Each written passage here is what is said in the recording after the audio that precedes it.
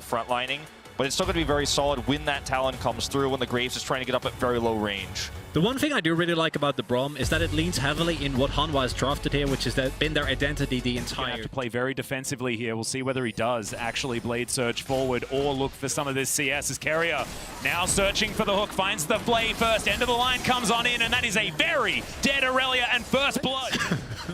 Yep. Seen a fair bit of that. Well, this Drake is going to go over for free because there's a little bit of a hole in T1's vision. And just a little bit here. Some last-minute plates to come through, or last 3-minute plates, I guess. You want to be technically correct. As Gumayusi looking for Vista here underneath the turret. The flash gets him out of the way of the hook as Vista's looking to keep himself alive. Ona now in trouble as Deft turns up once again. He gets exhausted immediately. Vista, what the heck was that? Unbelievable play from the Hanwha Life support. But T1 have had a lot of these swings in the past. Now they go in on Deft. Yeah, Ona's looking for the dive. This turret is so extraordinarily low. They get themselves the teleport out as Gumayusi taking a lot of damage here as well. Deft moving forward as Hanwha. They do have all the boys together. Yeah, they're going to look for a fight might need to get out of this one. Yeah, exactly right. Troll Ward goes down. Hanwha Life wrestle back some vision control. Up too far and getting hooked in. Now Gumayushi's still going to be able to pick this up, but I do love the investment from Hanwha to like try and actually hold onto their objective. Sidestepped by the Zoe. And T1 wrestled out of the river as there's the Moonlight Vigil to come down. Morgan could be in trouble here. Flashes the hook. Not quite long enough. Great double stun there from Morgan, but they are still going to be able to get pressure onto this turret. T1 wanting to grab that is now Vista looking to come round once again. There's the ulti to come through for Morgan. Only one person can take that lantern, and now Canna could be in trouble. He's down so low and trying to get the damage out as Deft finishes him off in the end. Morgan likely to fall as well. It's 2 for 1 so far for T1. And Hanwha Life Esports now forced to leave. Flash comes out from Chovy. That's one that he stole away as T1 are on the wrong side of this Drake, but now with the man advantage. It's not over just yet. They keep looking. I mean, this is so risky for Hanwha Life Esports here. Ona parkouring his way in. There's the Shockwave ball delivery system here, and Vista, he's going to go golden for a little while. Stands beside Willa, keeps himself alive for the moment.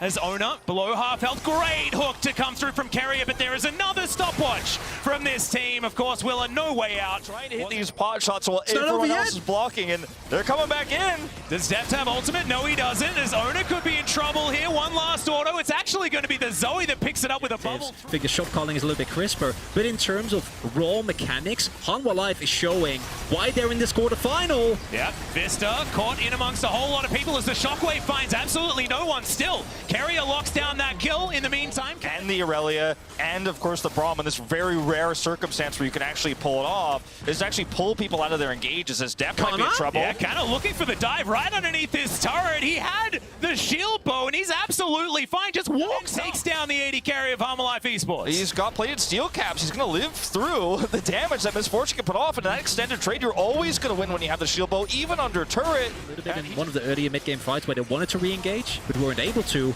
As they might go in here. Baker looking for the Shockwave, finds it onto Willa there pretty comfortably as the ulti comes through to keep the Xinzao alive, but it's not going to work for long enough. The Gore Drinkers. And if you don't have vision, Zoe is fighting blind, especially with all these brushes on Ocean Rift, so you're just not going to be... Aurelia can't reliably match someone inside. A lot of the value does get taken away as Shockwave. Oh, just walked into the Shockwave. He does use his Zonyas. Try and keep himself up, and now will flash away, but Willa is going to pay for his sins. The ulti comes down, and it is not going to... They're already so far ahead. You don't have a jungler anymore as Hanwha Life Esports. 100% you can take this. Hanwha Life, this is a mistake to challenge. Yeah, well, Carrier finds yet another hook, but there's no backup, as now Morgan looking to get in there. Does dive into the back of the pit. There's Hanwha looking for more. The Baron does go over to T1, but can they keep themselves alive? Will any of these Barons make it out of the pit as Guma is about to say yes? The bullet time not finding the value they were looking for, but the bubble will now connect. And Chovy's going to find the paddle star there as well, so Ona is lane. And then you have the Viridios in Guma, who's going to just be there anyway, and you can set up a 4-1 and still utilize the power of the Baron. Well, speaking of utilizing things, Vista going to throw out his ultimate. Ona just going to say, no. These portal jumps are dangerous, but he does need to try and utilize them as these turrets are just falling one after the other. Vista, no ultimate available, but he's still stepping forward, trying to deny this turret from T1, but it is not going to work. The Red Bull Baron power play ticking up. With that Zonius and actually just more pure damage. Maybe you could blow somebody up because T1 are just grouped up. They have better vision, so if you just hit someone with a paddle star, Hanwha now trying to protect that one ward that they have, but the orb sitting right in that brush. Canna gets on over. Remember, Faker's Shockwave, it is right there. It is ready to go as Owner taken down to half health. Hanwha still with a fair bit of fight left in them. Chovy looking for a bubble, doesn't quite find it there. As the teleport comes in, it's Faker that locks down the Drake as Will is trying to keep himself alive once again. Flashes out. So late, then they had to flash out. Willer's flashless. I mean, T1 are looking to actually start finishing this game shortly here. You make any mistakes as Hanwha, the game ends. Well, now Morgan steal away this red buff. The entire jungle on both sides of the map belongs to T1. Is okay, Ono gonna take a little bit of a nap here, but he's just so tanky. Willer can't say the same thing as Morgan looks for some stuns, but he's not gonna quite find them. The Crescent Guard looks to try and keep Willer alive, but it isn't going to be enough as Canna's gonna get knocked up, but that is just disengaged from Hanwha Life. Another dive forward as it is gonna be a bit sleepy for Ono, but he is gonna be able to make his way out. And all of these attempted picks, Chovy's landed so many bubbles, but it just does not matter. And while this happened, T1 had a way set up on both sides to shove and pushed into the turret, getting damage, giving up free minions as well. I mean, this is a fight that T1 just avoided by tossing ultimates into a choke. It was about 15 minutes into the game until about 25 is when they theoretically should have been strong. That time has gone. T1 in so much control as Hanwha trying to do the very best to defend their base, but 2 inhibitors go down. 3-man Shockwave just found out of nowhere from Faker as Willer. The only way that he can go is forward. He is Xin Zhao. This kid has not changed. And T1, they're looking to end it all right here, right now, as Morgan very low as well. Trying to defend that one Nexus turret. Visca being a valiant defender, but I don't think it's going to be enough. The Nexus turrets just melt at the hands of Gumayusi's Crescendum. The Nexus going to follow suit, and T1, all business in game 1. Love the look on Morgan's face when he got his Renekton. Of course, like, we've been talking about Morgan's improved, things like that. No, Morgan just started picking Renekton again, because that is the champion that is 150. Oh, engaging in onto T1 is dangerous, though, as we've got a back coming through from Morgan, maybe thinking about getting himself an item. A teleport coming on down from T1 as Faker's going to get hooked, has the ultimate, keeps himself alive. Chains of Corruption come out as well, though, as Deft looking for some arrows. Shelly getting in amongst it as well, as she eventually decides that she wants to get out, as Chovy bullying Gumayusi away from this pit, and T1, they don't want the fight. T1, I mean, they really just got completely out-rotated here. Morgan's on the backside, by the way, and is going to be able to catch this wave, but hit point advantage goes to Hanwha Esports. They've got long range engaged too. You have to respect this as T1. This could be a huge mistake. There's a teleport coming through top side here. That's the second teleport to come on in. Faker, no flash available, but now has full health once again. As Morgan, he can blast cone over, but the information is now there from T1. They know that this isn't going to work out, as Owner is going to steal away the Rift Herald. Now Morgan diving on in immediately. He gets exhausted. Canna looking for Willer on the backline, but has he overextended? It's a question. Morgan staying alive for so long, and first blood goes to Faker. Chovy gets smashed into the wall at the back of Shelly's pit, but does make his way out. Gumayusi trying to get him, as they're not going to fall for that funny business. It's a double kill for Faker, and T1 a huge lead in the early. You push Morgan away in that moment. He can't come in on top of everybody else.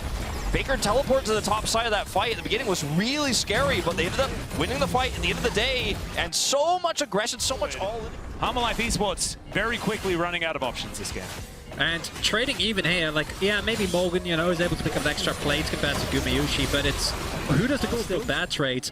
And in of itself, it says a lot that you call a basically, like, what was it, 8-10 minute fight with a composition already their Hail Mary. Like, that's not a good place to be in as a team. And I think that this is something that we've seen Hanwha do a lot domestically, right? Like, this is one of the reasons why this team has faltered so much in summer, and we can still see. The other thing is, like, right now is Chovy, watch him try to find any damage, and it's just not realistic. Well, the rest of the team coming on over. Shirley's down very, very low as it's the flash on forward to get things started, but Willer just throws his life away in the end. Canna, yep, pretty immune right now as Vista looking to try and get his way out. Oh, not quite able to land the passive just there as the piercing arrow does a lot of work. Canna eventually, with the help of a few dots, is able to take down the Nautilus. As over the wall goes Chovy and into the death chamber with him, as Morgan as well trying to walk his way out. T1 extraordinarily far ahead right now, 5-0 in the kills. Shirley steps up and they're looking to break down this turret, as Canada's standing in, getting a bit of his thumbs up out there.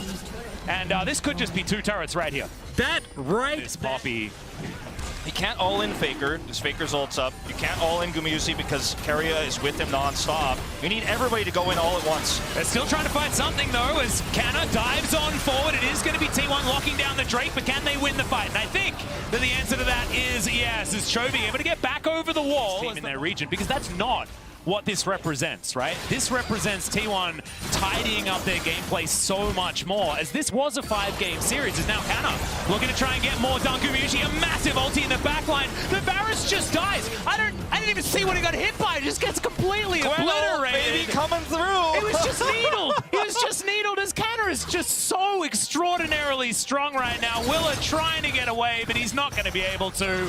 Gets the thumbs up, and Canna is indeed unstoppable. And this is giving me flashbacks to what we saw, as he might still get popped here. Well, we'll see how immune he's going to be. We're going to try and cut down the Crocodile. It's going to be difficult, but does still have his circle available. Yeah, exactly. T1, they can just go over and grab it. And yes, congratulations, Hanwha Esports. You do have yourselves a Baron. But Faker is going to come through and try and do a 1v2. Ults himself. Gets a bit of extra damage down there, but Faker should still die, but no. Able to walk his way out. And he's against a very squishy Varus, who has no protection with the support that they've chosen for him, right? He's playing with T1 continuing to push their advantage forward, though, as the Claw is threatened there by Faker, but instead they're just going to take this turret. All just standing in the mist alongside. Game. And if you're a Hanwha Esports fan, the tears might already be flowing a little bit. And yeah, it's really, really rough. They're going to fight for this blue buff. It is going to be secured there by Chovy, so at least there's that. And now Owner actually in a bit of trouble. He's going to flash his way out. Faker there to follow up, though, as he dives on forward with that Ring of Frost. Still has the ultimate. Also has a Zhonya's as well, as Faker actually going to fall here. He'd already used that Frozen Tomb, so unfortunately no option to have that one. It's a 1-for-1 thus far. Still trading evenly here on Hanwha Esports side. We were saying that, you know, that's bad. When you're behind, generally it's good, but I don't know, with the draft, it's so difficult here for Hanwha. With how gimme of a fight that was for T1, the fact that this is this close is a bad sign. I mean, T1 were way out of position, and they still end up trading it back. It's free. Diving forward. Keeps going. And it also is something of a showcase of how League has changed over the years. Because I think if Chovy was a player through, but there's so much vision here for T1 that Hanwha Esports had to push through. It's going to rush it down. Morgan can dive on over the side. Steadfast presence is going to be there, and the Poppy locks down the Baron. Now can they win the fight, though, as they immediately just run over Chovy. And with Chovy dead, there is nothing left. It's a triple kill for Gumayusi, and Depp finds himself alone. I think this is the end for Hanwha Esports in game number 2.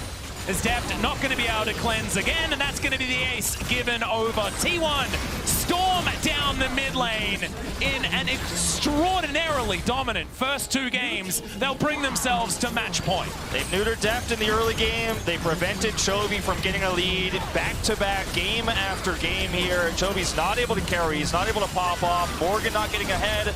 And these early game, extremely tempo-based compositions that we're seeing Hanwha Esports. Yeah, but this is an LCK versus LCK, so it is R5 Gnar. That's how it's supposed to work. I like this Gnar actually a lot better. I know it's not as fun as what you guys were maybe hoping for in that Fiora against the first Drake. Now you have a slight advantage, a little bit of extra resistances here going into that upcoming fight.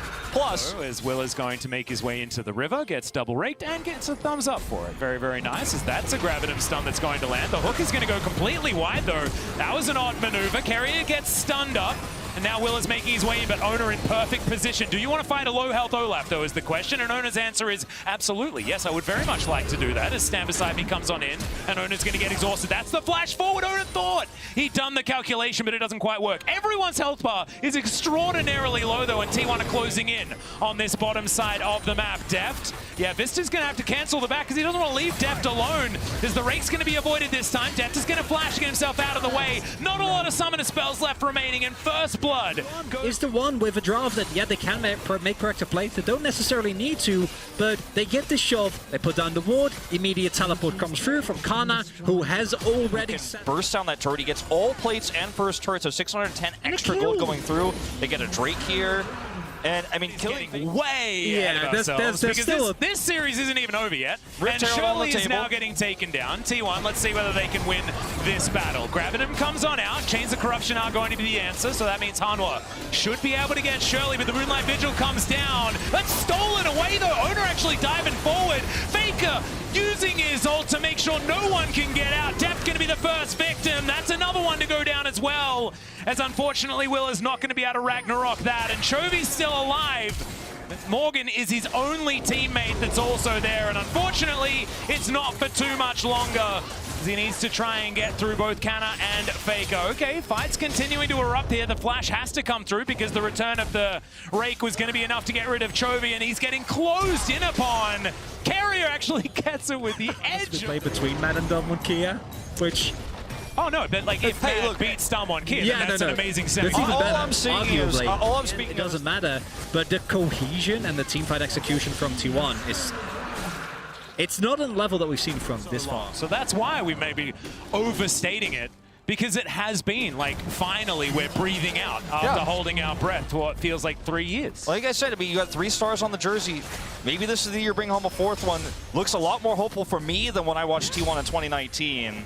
As Chovy finds himself alone here, we'll be able to get out, but that's going to be a dead turret. And I mean, we Esports don't have any vision on the Baron. They know what's being done, though. They're going to go through this choke point. Yeah, some scary guns on Gumayusi as well as the ult comes forward from Vista, trying to start this one off in their favor. It's not the steal, and it's just a dead Willa to start this one off, but at least Morgan dives on forward, takes out Faker, tries to drive by, but it's not going to work. Deft now going to be the focus. It's Gumayusi. That's so many chakrams. He is terrifying on this Aphelios. Vista going to get taken down, and now Owner parkours his way into this top lane. Deft a sitting duck right now, and it's the double kill to come through from the T1 jungler, and that I think was the From Hanwha, they need a lead. We have seen these comps work if they get out early, but now Carrier. This is going to get hooked. Don't miss. Yeah, Kerry is just a little bit too good on this Thresh. As Faker's going to come on through, throws down the ultimate. That is going to be Soul Point now available for T1, but I don't know whether this game has another 5 minutes in it, as this inner turret's getting sieged up. To check in on that Red Bull Baron power play, we're very close to 4K, and Faker's going to take down the inner turret in the mid lane. Same to be said for this bottom lane for the rest of T1. We're going to head towards about that 5,000 mark. Hanwha Life, can they actually defend this is the question. I think the answer is almost a glaring no. As Canna walks on forward, he's got the Mega Gnar, slows down Deft. No flash available here though, so can't close the gap. But it doesn't matter. I mean, they're just obliterating the base of Hanwha Life Esports, and Hanwha just looks like they don't have a response. Chovy trying to look for a flank, but he has to sweep out all of this vision. And T1, they've got all of the answers. Gumayusi now with the Graviton, stuns up almost everyone by himself, gets the ulti out from Vista. And now Hanwha have to get back to their fountain. What? They return to form, and I hate to say it, but I don't think people will be talking about this series from years to come. This is one of those series for a miracle if you're a Hanwha Life Esports fan. Tournament life on the line here. I don't know, man.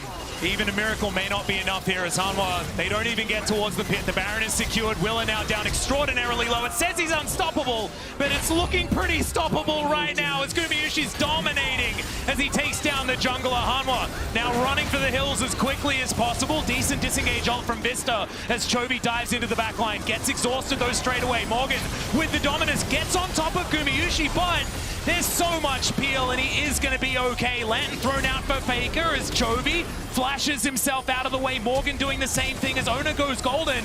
Vista and Deft still alive for the moment, but the Talon has found the Varus, and yes, the base is being absolutely destroyed. Chovy now on the wrong side, and this is going to be the ace almost, as Morgan the only one left remaining, but Nexus turrets aren't going to be here, and T1, they are just looking to end this game right here and put Hanwha Life Esports out of their misery. Canna was staying there for quite some time, but honestly, he probably can, as the rest of T1 are going to turn up. This game would have already been over if Faker was actually able to finish his teleport. He was teleporting to the bot side wave, but Chovy interrupted him. It doesn't even matter though. It's heroic, but it's not going to matter. T1 will 3-0 Hanwha Life Esports. They wanted to do this in the World's Gauntlet. Thankfully, they got a second try, and damn, second time was the charm. T1 advanced to the semifinals in the most dominant fashion, I think. Or like try and go for scaling. The reality was they were failing at what their comp was trying to achieve. And if you're just doing, if you're just like, hey, we have a great level 6 skirmish comp, we're gonna be relentless around Heralds and we ain't winning those, we got a problem. I mean, it's brutal. 43 kills to 9, 61.8% of T1's time spent in a major lead. Hanwha Life Esports never had a major lead at any point. That's fair. You get a first blood. Yeah. You know, you can get a major lead for like 30 seconds. It's really hard to get 0. Especially when, again, you're drafting LeBlanc, you're drafting Renekton, you're taking the Varus, you're bringing out the Olaf. So, yeah, again, it was really rough for Hanwha. I think you could tell some of their players probably had nerves. I think Willer looked much worse today than he did in the group stage, sadly. And just very limited by, I'd say, an understanding of what their team's good at, right? Sure, we're kind of hating on their drafts, but at the same time, they at least kept picking champions their players are proficient on. Yeah. And I think the biggest thing is that we saw... Thank you very much, Dracos. I'm very happy to be joined here by Faker after T1 wins their quarterfinal over Hanwha Life. Now, it was an incredibly impressive performance from the side of T1. So I have to ask, it looks like T1 has just improved day after day here at the World Championship. How do you reflect on the growth of the team so far? 네, 우선 승리 너무 축하드립니다. 정말 인상 깊고 압도적인 그런 경기력을 선보여 주셨는데요. 이번 월즈에 오신 후로 매일같이 계속 발전하는 진보적인 모습을 보여주고 계십니다. 지금 팀의 성장에 대해서 어떻게 생각하시나요? 일단은 저희는 항상 상대팀을 보고 배우고 있고 그리고 또 이제 선수들이 노력도 굉장히 많이 하기 때문에 좋은 결과가 갈수록 많이 생겨나는 것 같습니다. First off, we always focus on our opponent. We try to learn from them, and also all the individual players are doing their best to improve. So we were able to make such a great growth. It was really impressive, and I have to say, Worlds really isn't the same if you and T1 aren't there. So I have to ask, in terms of yourself as a player, how different is the Faker of this year, of 2021, now that you unfortunately missed last year and we get to see you, it looks like, in a top performance so far? 네, 우선 항상 월즈에 페이커 선수나 T1이 없으면 이제 원래 알던 월즈 같지 않은 그런 느낌이 있습니다. 그런 만큼 이번에 페이커 선수 함께 할 수 있어서 너무 좋은데요. 그러면 지금 경기력이 정말 최상급의 경기력이 나오고 있는 것 같은데 지난번 월즈 참여했을 때랑 비교했을 때 어떤가요? 일단 올해 같은 경우에는 선수들도 굉장히 패기가 있고 그리고 경기 플레이 스타일 자체도 많이 바뀌었기 때문에 이전 경기들과 좀 이전 월즈들과 다르게 조금 더 재밌는 경기를 보실 수 있을 거라고 생각하고 있고 그리고 저희도 이제 저 개인적으로도 이제 좀 올해는 정말 열심히 노력해서 우승해야겠다라고 각오를 했기 때문에 더 열심히 하고 있습니다. So first off, I think we are having a lot of more young spirit in my team, and our play style changed a little bit. So I think it's going to be a lot more interesting, exciting to watch us perform. And me, as an individual, I also worked so hard for this Worlds, and I have a very determined mindset for this Worlds. I really want to win, so yeah, I'm doing my best right now. And we can see it so far for sure. And now let's talk about your next opponent. I hope I don't anger the European fans here, but Damwon are the big favorites to make it to the semifinals. You, of course, have recently played them in the finals in the LCK. With your form right now, how do you think you would match up versus Damwon? 네, 그러면 4강에 대한 예상도 좀 궁금합니다. 아무래도 담원 기아 자체가 좀 승자로 많이 점쳐지는 그런 상황인데 그렇게 되면 이제 결승전 리매치가 될 예정인데요. 지금의 이런 폼과 함께라면 담원과의 리매치 어떻게 예상하시나요? 사실 지난 결승전 때도 굉장히 좀 마인드 컨트롤이 잘 안 됐어가지고 패배를 했다고 저는 생각을 했거든요. 그래서 그런 부분에서 저희가 좀 더 긴장을 안 하고 충분히 잘 마인드 컨트롤을 한다면 이길 수 있을 거라고 생각합니다. I think the biggest problem in the previous finals was actually controlling our mindset, controlling the having the presence of mind. So if we get to be better at it, if we can keep the calm and poised mindset, I think we will be able to perform even better. Maybe even pick up the rune presence of mind. We'll see indeed. Thank you so much, Faker. It was lovely talking to you. Kamsahamnida, and thank you for the translation as well. And we're heading back to cooldown for Dracos to close things out. Wow. Love to hear it. There it is. I was concerned for a second. I thought when you were saying mind control, I was We all like, thought the same thing. yeah, I was like, let's see if they can make No, mistakes. control their mindset. There we as go. we learn from Understand, I translation. love Like, it. We're not being mind controlled by down one. We don't need any of that conspiracy theory coming out. Obviously, fantastic day. Like, you can look ahead to that series. We'll see what happens between Mad Lions and Dawn One a little bit later. But tomorrow, the series that we immediately need to focus on is none other than RNG versus EDG. There's a lot of old spirit here. You know, Faker's talking about that young spirit on his team. There's a lot of old spirit here. And I've got old LPL caster, current LPL caster. So let's talk about this one a little bit. What are the initial thoughts? You know, this one actually is the matchup I look at the most, and I'm like, I honestly have no idea which way it'll go. I think these two teams play so differently. We didn't get to see this in LPL playoffs because RNG sadly got eliminated after one series where they massively underperformed. But the last time they did play in the regular season, RNG 2-0'd them. So it's like a weird dynamic of, well, Scout's definitely better than Cryin. They probably two best bot lanes in the LPL, but one team is Xiaohu, and Xiaohu's the best. And yeah, I don't know. I'm kind of torn. And for me, my favorite finals have always been the RNG EDG finals, because that's where the fans are the loudest, like, and are definitely behind their teams, right? So of course, you know, COVID situation, it said that like, you know, we can't get that here, but I can hear them at home already. And so like, it's just a rivalry that has been going on for a very long time with, of course, new faces now. So I'm interested to see what Team Xiaohu and Ming versus Team Mako. Team Mako and Scout, Xiaohu and Ming, yeah. What they can get done. I mean, I like this. I'm glad that neither one of you are coming out with like clear 100% favorites, because today we had clear 100% favorites, and it was, while it is obviously T1 being fantastic, and it is a little sad to see HLE go, I like best of fives. It's the bracket stage, so we can get, it's a best of five, so we get 5 games, not so we get 3. That is my request. At least 4. To any teams watching. Not that that's exactly how it works. You don't just get to decide how many games there are. But before we step away, let's take a look at a little further ahead to see what's on the horizon for Worlds 2021 quarterfinals. Of course, T1 expected to go up against Dawn One Kia, but looking at the opposite side of the bracket, does anyone in the West make it into semis, boys? That's what I got to know right now. Whoa. He was selling horses today. A lot of horses. The darker horses, of course, the dark horses. That's why I look at the pitch black horse in Cloud9, saying there's a chance.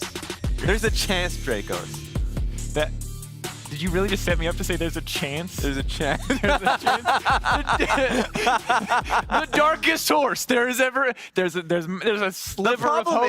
The problem is when it comes down to it is I don't know if it's my heart talking or my head. All right. Yeah. My heart's getting too large when it comes to talking about this. You've been compromised. A little bit. I know that. Look, I know that Genji. Look, they're the weakest seed 1 team, but they're still a seed 1 team. Damn it, and that's what matters.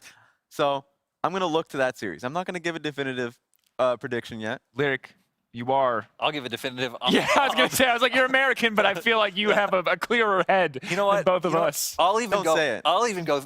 I won't say 3-0. You're from Arizona, all right? I won't say 3-0. 3-1 Genji, though. Oh, my God. I'm going in. Look, I'm not going to dox you. I'm just saying there might be some Americans that ain't happy with that prediction. Look. Genji might not be the best of 5 team as shown in the past. Okay. But at the same time, Cloud9 has had some crazy. I don't even know how to describe it. The TPs, the red buffs that the tower executes. Especially when Genji took down Team Liquid in the most BDD of ways, just demolishing them. I think that's the rational call here. Yeah. It's hard to argue with the rational call. While Cloud9 did have a fantastic run out of groups in Mad Lions, obviously hopeful to see a lot from them. We'll just kind of have to see what the West can do. Maybe Lyric will be able to get through talking about the team without laughing by the end of the best of 5. And maybe that's the least I can hope for, but we'll find out. At the end of the day, though, that's all for us today. We're going to see you tomorrow for more Worlds 2021 action. Come back. LPL versus LPL. It's going to be great. Luckily, I'm not on the desk that day. There we go.